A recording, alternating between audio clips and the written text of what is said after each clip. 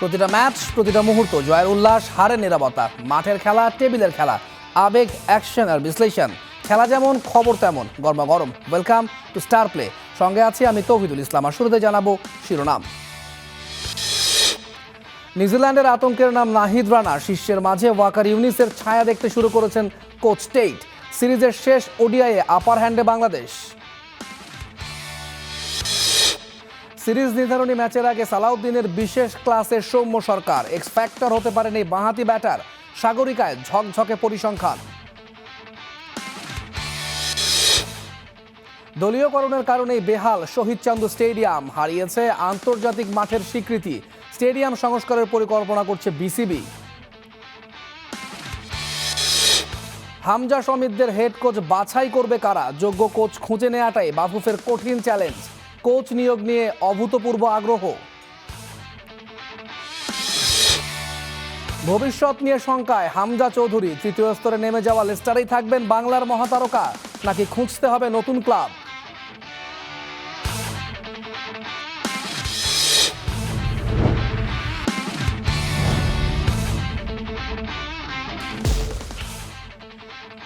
শুনছিলেন শিরোনাম, এবারে বিস্তারিত। নিউজিল্যান্ডের বিপক্ষে সিরিজ নির্ধারণী শেষ ওয়ানডেতে বাংলাদেশের ট্রাম্প কার্ড নাহিদ রানা। তরুণ এই পেসারের গতির ঝড়ে আতঙ্কিত প্রতিপক্ষ শিবির। মনে করেন tiger pace bowling coach Shaun Tait. নাহিদের মাঝে পাক কিংবদন্তি ওয়াকার ইউনিসের ছাপও খুঁজে পেয়েছেন সাবেক এই অজি পেসার। তাই সিরিজ জিততে পেস বান্ধব উইকেটেই ক্যাপ্টেন মেহেদী মিরাজের ভরসা। বিস্তারিত হৃদয় সন্দের রিপোর্টে।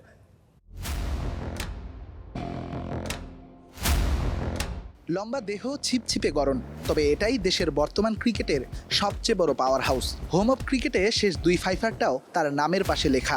গতির ঝড় আর এক্সট্রা বাউন্সে খুব সহজেই ভাঙতে পারেন প্রতিপক্ষের ডেরা। A future superstar in the making, and the name is Nahid Rana. বলা হয় একটা দলে বড় তারকার উপস্থিতি নাকি প্রতিপক্ষের মনে ভীতির জন্ম দেয়। টাইগারদের দলে সেই কাজটাই করছেন নাহিদ। বয়সে ছোট, মোটে 23 আর কি, তবে লম্বা দেহে জমিয়ে রাখা গতিটাই ব্ল্যাক ক্যাপসদের জন্য তৈরি করেছে কন্টক পথ। খেলার জন্য সে প্রস্তুত। আমি জানি নাহিদ রানা অনেক ফিট। সে দারুণ অ্যাথলিট। হ্যাঁ, সে অনেক জোরে বোলিং করে। বর্তমানে সে ছন্দে আছে। প্রতিপক্ষ তাকে মোকাবেলা করতে চাইবে না। নাহিদ দলে না থাকলে বরং প্রতিপক্ষই স্বস্তি পাবে।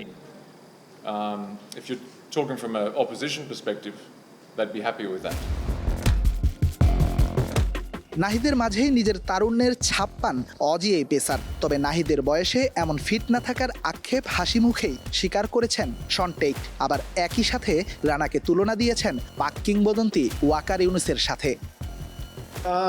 There's a lot of similarities there, but there's a few differences. He's very fit.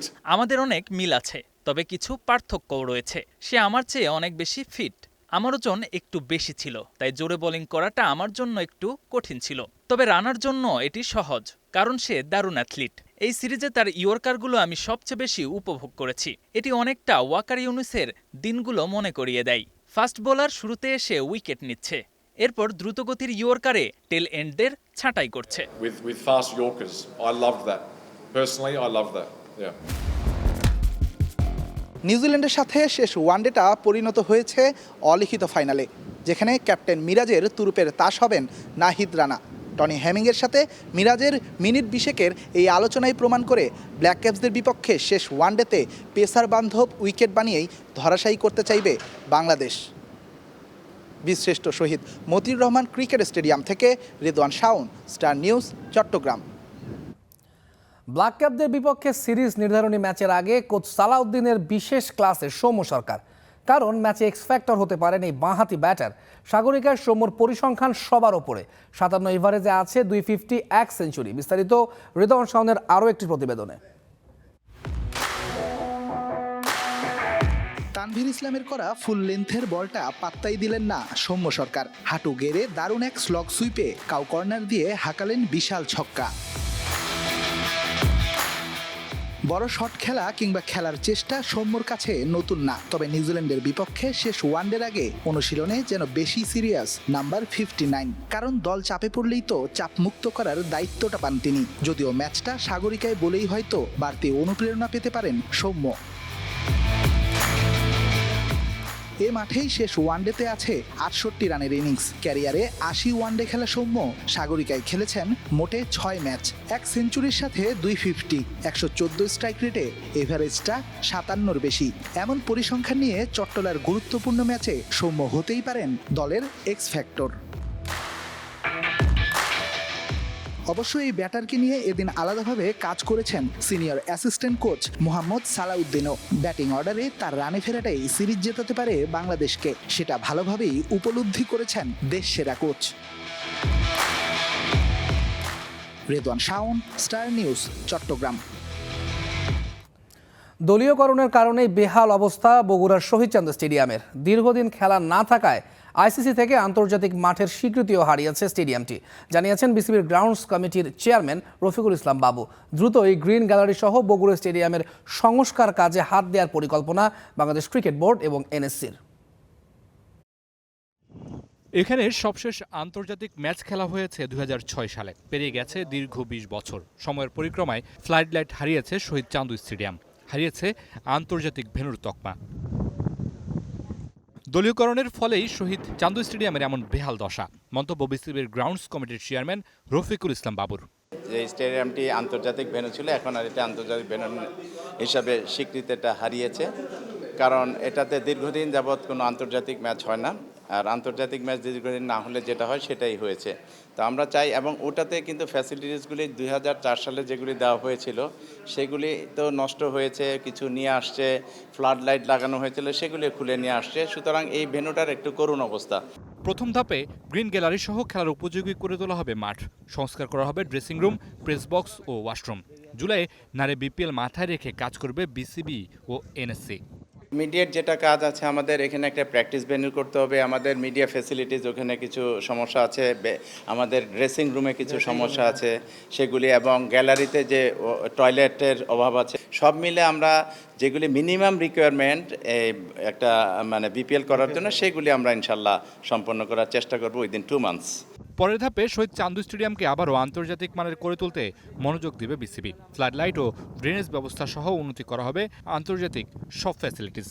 এটা একটা স্পোর্টস জোন হবে পুরা এই শহীদ চান্দু স্টেডিয়ামকে কেন্দ্র করে। সেখানে কিন্তু অনেক কিছু থাকবে ইনশাল্লাহ। এখানে ফুটবল থেকে শুরু করে শুটিং, অ্যাথলেটিক্স, অন্যান্য যত রকম খেলাধুলা আছে ম্যাক্সিমামটাই এখানে রাখার চেষ্টা করা হবে এই জোনের ভিতরে। শুধু শহীদ চান্দু স্টেডিয়াম নয়, পর্যায়ক্রমে ঠিক করা হবে খুলনা ও ফতুল্লা স্টেডিয়ামও। Mamunur Rashid, star news, Dhaka. এবারে ফুটবল। হেড কোচের বিজ্ঞপ্তি দেওয়ার পর অভূতপূর্ব সাড়া পেয়েছে বাংলাদেশ ফুটবল ফেডারেশন। 300 সিভি জমা পড়েছে বাফুফেতে। ডাকসাইটে কোচরাও আছেন। প্রশ্ন হচ্ছে, কোচ বেছে নেওয়ার কাজটা করবেন কারা? একজন যোগ্য কোচকে খুঁজে বের করা যাবে যিনি বাংলাদেশের ফুটবলকে সঠিক পথে নিতে পারবেন, হামজার মতো বিশ্বমানের তারকার যথাযথ ব্যবহার করতে পারবেন? রহমান পেয়ারের প্রতিবেদন। হামজা সমিতিদের নতুন হেড কোচ হবেন কে? কোচ নিয়োগ নিয়ে এবার অভূতপূর্ব আগ্রহ ও আলোচনা তৈরি হয়েছে। কারা এই গুরু দায়িত্ব পালন করবে? 300 সিভি জমা পড়েছে বাফুফেতে। সংক্ষিপ্ত তালিকা তৈরির লক্ষ্যে 4 সদস্যের একটি কমিটি গঠন করা হয়েছে। এই প্যানেলের নেতৃত্বে আছেন টেকনিক্যাল কমিটির চেয়ারম্যান কামরুল হাসান হিলটন। কমিটির বাকি সদস্যরা হলেন সাবেক ফুটবলার সাইদ হাসান কানন, ইকবাল হোসেন এবং টেকনিক্যাল ডিরেক্টর সাইফুল বারী টিটু। সাইফুল বারী টিটু এর আগে আরহাম ইসলামকে বাদ দিয়ে বেশ সমালোচিত হয়েছিলেন। অভিযোগ রয়েছে, অস্ট্রেলিয়া অনূর্ধ্ব 20 দলের চূড়ান্ত স্কোয়াডে জায়গা পাওয়া আরহামের সঠিক মূল্যায়ন করেননি টিটু। স্টার প্লেয়ার হাতে 5 জন হাই প্রোফাইল কোচের সিভি এসেছে। এই 5 জনের কোনো একজন কি শেষ পর্যন্ত জাতীয় দলের দায়িত্ব নেবেন, নাকি এর বাইরের কাউকে হেড কোচ হিসেবে নিয়োগ দেবে বাফুফে? সবচেয়ে বড় জিনিস হচ্ছে যে বাংলাদেশের ফুটবলের একটা ভালো অধ্যায় শুরু হয়েছে, যেটা হচ্ছে যে আমি মনে করি যে 250 থেকে প্রায় 350 সিভি পড়েছে বাংলাদেশ ন্যাশনাল টিমের দায়িত্ব নেওয়ার জন্য কোচদের সিভি পড়েছে। সেইটা আমি একটা ভালো একটা অধ্যায় মনে করি। প্রায়োরিটির বেসিসে আমাদের বলা হয়েছে শর্ট লিস্ট করার জন্য। আমরা আমি বিশেষ করে দেখব যে প্রো লাইসেন্স আছে কিনা কোচের, এবং তার কোচিং কেরিয়ারের কী ধাপে কী অবস্থায় আছে তার কেরিয়ার দেখব, এক্সপিরিয়েন্স দেখব, বয়স দেখতে হবে, এবং আমাদের দেশের এনভায়রনমেন্ট, বাংলাদেশের ফুডিং প্লেয়ারদের অবস্থান যারা বুঝতে পারবে। বিগত দিনে দেখা সব কিছু হাইট ছিল, এখন সব কিছু ওপেন হয়ে যাচ্ছে। এটা আমি ধন্যবাদ জানাই আমাদের প্রেসিডেন্ট আবিদ আওয়ালকে। উনি এই ধরনের একটা উদ্যোগ নিয়েছেন যে আমাদের ইউজ করছেন। আমরা কিন্তু ন্যাশনাল প্লেয়ার ছিলাম, আমরা লাইসেন্সধারী কোচ, আমরা এখনও কোচিংয়ে আছি। এই যে আমাদের যে একটা সুযোগ দিয়েছেন যাচাই বাছাই করার জন্য, এটা বিশাল একটা ব্যাপার। বাংলাদেশের এর আগেও হাই প্রোফাইল কোচ ছিল। এদের মাঝে ইরানের নাসের হেজাজি ও ইরাকের সামির সাকির দুজনেই ফুটবলার হিসেবে বিশ্বকাপে নিজেদের দেশের প্রতিনিধিত্ব করেছেন। অটো ফিস্টারের মতো কোচও ছিলেন বাংলাদেশ জাতীয় দলের দায়িত্বে, যিনি টোগোকে বিশ্বকাপের টিকিট এনে দিয়েছিলেন। বাংলাদেশের ফুটবলকে নতুন উচ্চতায় পৌঁছে দিতে পারতেন হাভিয়ের কাবরেরা। সাফল্যের জন্য তার হাতে সব উপকরণই ছিল। হামজা চৌধুরী, সমিত সোম, জায়ান আহমেদ, ফাহমিদুলের মতো অরিজিন ফুটবলার ছিল, কিন্তু কাঙ্ক্ষিত সাফল্য এনে দিতে ব্যর্থ হন কাবরেরা। তার বিদায় ঘণ্টা বেজে গেছে। কাবরেরার বিপক্ষে অভিযোগ ছিল তিনি ঘরোয়া ফুটবলের ম্যাচ দেখতেন না। মুখস্থ দল নির্বাচন, বাংলাদেশের ইতিহাসের সবচেয়ে শক্তিশালী দল নিয়েও এশিয়ান কাপ কোয়ালিফায়ারে ব্যর্থতা। নতুন কোচ নিয়োগে এবার কঠিন পরীক্ষায় বাফুফে। হামজা, সমিতের মতো ফুটবলার এখন বাংলাদেশ দলে একের পর এক আসছেন অরিজিন ফুটবলার। সাথে রয়েছে মুরসালিন, রাকিবের মতো প্রতিভা। এদের সবাইকে এক সুতোয় গাঁথার মতো অভিজ্ঞ মানসম্পন্ন কোচ দরকার বাংলাদেশের, যার কাজ হবে ঘরোয়া ফুটবলের পারফরম্যান্স দেখে সেরা খেলোয়াড়দের জাতীয় দলে নেয়া। যারা ওয়ার্ল্ড কাপ খেলছে, যারা অনেক বড় ক্লাবে ছিল, ওরা সবাই অ্যাপ্লিকেশন পাঠাইছে বাফুফে।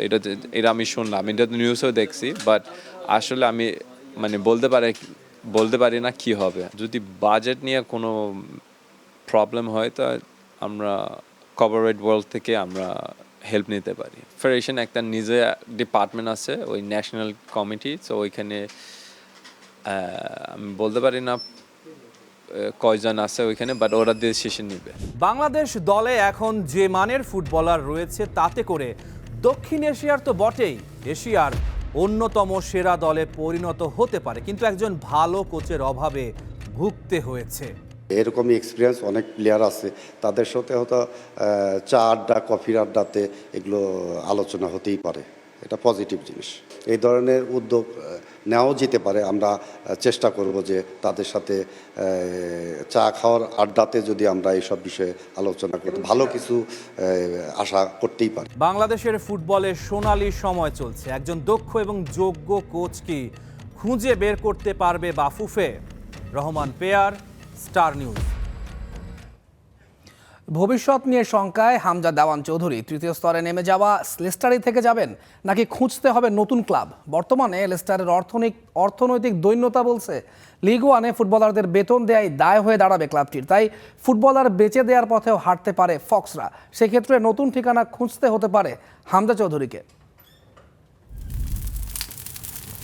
হামজা চৌধুরীর কপালে কি আছে? ভাগ্যের নিষ্ঠুর খেলায় এখন যেন প্রবল ঝড়ের মধ্যে অস্থিরভাবে দুলছে তার ফুটবল জীবনের পাল্লা। লিগ ওয়ানের নির্মম অন্ধকারে তলিয়ে যাওয়া লেস্টার সিটিতেই কি থেকে যাবেন বাংলাদেশের এই ফুটবল জাদুকর, নাকি পাড়ি জমাবেন উজ্জ্বল ভবিষ্যতের নতুন কোনো ঠিকানায়? ইংলিশ মিডিয়ায় গুঞ্জনের ঝড় বইছে। কেউ বলছে নতুন ঠিকানা খুঁজছেন হামজা, আবার কেউ জোর দিয়ে বলছেন লেস্টারেই থাকছে তার আশ্রয়। প্রশ্নটা কিন্তু ঘুরে ফিরে একই জায়গায় এসে থামে। চাইলেও কি ফক্সদের শিবিরে টিকে থাকতে পারবেন বাংলাদেশ ফুটবলের চেহারা বদলে দেওয়া এই অসাধারণ মিডফিল্ডার? প্রিমিয়ার লিগ জয়ের ঠিক 10 বছর পর 2 ম্যাচ বাকি থাকতেই ইংল্যান্ডের ফুটবলের দ্বিতীয় স্তর চ্যাম্পিয়নশিপ থেকে তৃতীয় স্তর লিগ ওয়ানে অবনমিত হয়েছে লেস্টার সিটি। 24 দলের লিগে 44 ম্যাচে মাত্র 42 পয়েন্ট নিয়ে টেবিলের 23 নম্বরে থেকে এই অপমানজনক অবনমন মেনে নিতে হচ্ছে দ্য ফক্সদের। বাকি 2 ম্যাচ জিতলেও রেলিগেশন জোন থেকে বের হওয়া সম্ভব না। এই ভয়াবহ রেলিগেশন নিয়ে এসেছে চরম আর্থিক অনিশ্চয়তা। 2023-24 মৌসুমে নির্ধারিত সীমার চেয়ে 2,80,00,000 পাউন্ড বেশি লোকসান গুনেছে ক্লাবটি, যার ফলে 6 পয়েন্ট জরিমানাও হয়েছে। পরের মৌসুমে সেই লোকসানের পরিমাণ দাঁড়ায় 7,11,00,000 পাউন্ডে। শুধু তাই নয়, 2023-24 মৌসুমে তারা ফুটবলারদের বেতন দিয়েছে আয়ের চেয়েও বেশি। লোকসানের এই গহ্বর থেকে উঠে এসেছে বিশাল ঋণের ভয়ঙ্কর বোঝা। লেস্টারের সঙ্গে চুক্তি রয়েছে অস্ট্রেলিয়ান বিনিয়োগ ব্যাংক ম্যাককুয়ারির। চুক্তি অনুযায়ী অবনমনের ক্ষেত্রে বিশেষ বরাদ্দ পাওয়ার কথা থাকলেও ক্লাবটি 2027 সালের জুন পর্যন্ত প্রাপ্য সব টাকাই আগাম তুলে নিয়েছে। লিগ ওয়ানে খেললে টেলিভিশন সত্ত্ব থেকে আসা আয়ও অনেকাংশেই কমে যাবে। অন্যদিকে লিগ ওয়ানের নিয়ম অনুসারে ক্লাবগুলো তাদের মোট আয়ের সর্বোচ্চ 60% খরচ করতে পারবে ফুটবলারদের বেতন বাবদ। আর এখানেই লুকিয়ে আছে মূল সংকট।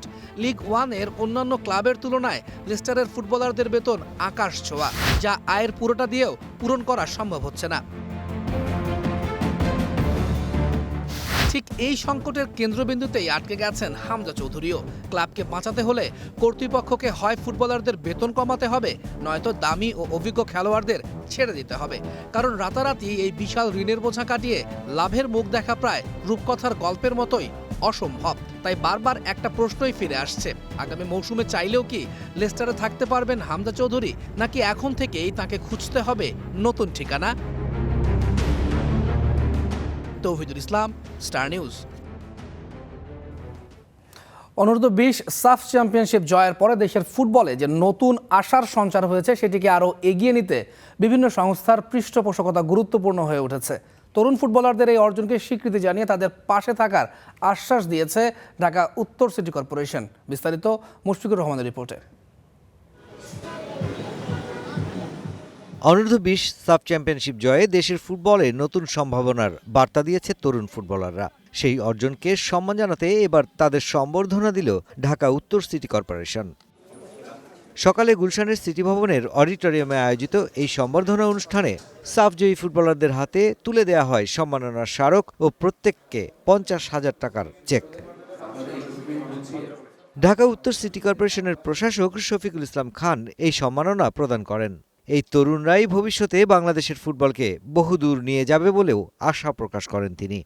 আমরা চাই আমাদের সন্তানরা আগামী দিনে এশিয়া গেমস থেকে শুরু করে পর্যায়ক্রমে যতগুলো গেমস আছে সেই প্রতিটা গেমসেই তারা ভালো করবে। তা আমরা আশা করব আমাদের খেলোয়াড়রা আগামী দিনে ভালো করবে, আর আমরা তাদের অভিভাবক হিসেবে পাশে থেকে তাদের সর্বোচ্চটুকু সহযোগিতা করা আমাদের দায়িত্ব। অনুষ্ঠানে অতিথি হয়ে আসা বাফুফের সভাপতি তাবিদ আওয়াল বলেন, ঢাকা উত্তর সিটি কর্পোরেশনের এমন সহযোগিতা অব্যাহত থাকলে শুধু ফুটবল নয় বরং বাংলাদেশের ক্রীড়াঙ্গনকেই এগিয়ে নেবে। এরকম উদ্যোগ উনি নিয়েছে নট প্লেয়ারদের প্রতি বা পুরা শহরের প্রতি। আমরা তো অফকোর্স খুশি, কারণ এরকম প্রতিষ্ঠান যখন এগিয়ে আসে তখনই আমরা মনে করি আমরা স্বীকৃতি পাচ্ছি যে আমাদের কাজের একটা সফলতা আসলেই আসতেছে। ঢাকা উত্তর সিটি কর্পোরেশনের প্রধান নির্বাহী মোহাম্মদ আসাদুজ্জামান, বাফুফের সহসভাপতি ফাহাদ করিম সহ অন্যান্য আমন্ত্রিত অতিথিরা এ সময় উপস্থিত ছিলেন। চলতি মাসের প্রথম সপ্তাহে সাফের শিরোপা জিতে দেশে ফেরে ফয়সাল, মিঠু, ইউসুফরা। তাদের এই অর্জন দেশের ফুটবলে নতুন আশার আলো জ্বালিয়েছে। আমরা এখন সাউথ এশিয়াতে সেরা, তো আমাদের এখন টার্গেট এশিয়া কাপে কিভাবে সেরা হওয়া যায়, এবং আমাদের যেভাবে সাপোর্ট দেওয়া হচ্ছে, সিটি কর্পোরেশন যেভাবে সাপোর্ট দিছে, আমরা অব্যাহত থাকবো, সবসময় আমাদের এই সাপোর্টটা দিয়ে যাবে। তারা আমাদের বেশ ভালোভাবে অনুপ্রাণিত করছে। আমরা আশাবাদী, আমরা ইনশাল্লাহ 2027 কোয়ালিফাই আছে, আমরা এশিয়া কাপটা খেলবো ইনশাল্লাহ। তরুণদের এই সাফল্য শুধু একটি ট্রফি জয়ের গল্প নয়, বরং বাংলাদেশের ফুটবলের ভবিষ্যতের জন্য একটা শক্ত প্ল্যাটফর্মও বটে। Mushfiqur Rahman, star news, Dhaka. আর মাত্র 50 দিন পরই শুরু হতে যাচ্ছে ফুটবলের মহাযজ্ঞ। নর্থ আমেরিকার মাটিতে হবে the greatest show on earth 2026। প্রথমবারের মতো 48 দলের অংশগ্রহণে হচ্ছে এবারে টুর্নামেন্ট। সঙ্গে 4 নতুন দেশের অভিষেক হচ্ছে দ্য গ্রেটেস্ট শো অন আর্থের এবারের আসরে। The clock is ticking. North আমেরিকায় ফিরছে the greatest show on earth. অপেক্ষা আর মাত্র 50 দিনের। প্রথমবারের মতো বিশ্বকাপে অংশ নিচ্ছে 48টা দেশ। নতুনত্বে ঠাসা এবারের আসরে 4টা নতুন দেশও আছে। প্রথমবারের মতো বিশ্বকাপে খেলবে কেপ ভার্দে, কুরাসাও, জর্ডান আর উজবেকিস্তান। যদিও গ্রুপ পর্ব পার হওয়াই তাদের জন্য বড় চ্যালেঞ্জ, তবে ইতিহাস বলছে অভিষেকেই চমক দেখানোর নজিরও আছে। 1950 সালের পর থেকে এখন পর্যন্ত মোট 57টা দেশ প্রথমবারের মতো অংশ নিয়েছে। এর মধ্যে মাত্র 12টা দল তাদের অভিষেক আসরে নকআউট পর্বে উঠতে পেরেছিল। গ্রুপ পর্বের কঠিন প্রতিযোগিতাই মূলত এর কারণ। কোয়ার্টার ফাইনালে কোয়ালিফাই করা দলের সংখ্যা আরও কম। 1990 সালে আয়ারল্যান্ড, 2002-এ সেনেগাল আর 2006-এ ইউক্রেন। সবচেয়ে সফল অভিষেক ছিল 1966 সালে পর্তুগালের আর 1998 সালে ক্রোয়েশিয়ার। পর্তুগাল সেমিফাইনালে হেরে গেলেও তৃতীয় স্থান নিশ্চিত করে। ক্রোয়েশিয়া জার্মানিকে হারিয়ে সেমিফাইনালে উঠেছিল, পরে তৃতীয় স্থান অর্জন করে। তবে রিসেন্ট পাস্টে ডেবিউ হওয়া দলগুলোর সাফল্য কমে গেছে। 2014-তে বসনিয়া, 2018-তে আইসল্যান্ড, পানামা এবং 2022 সালে কাতার কোনো দলই গ্রুপ পর্ব পার হতে পারেনি। এবারে দেখার অপেক্ষা 2026-এর সমীকরণ। Diana Zarin, Star News. আজকে খেলাও থামবে না, খবরও থামবে না। স্টার প্লের সঙ্গেই থাকুন।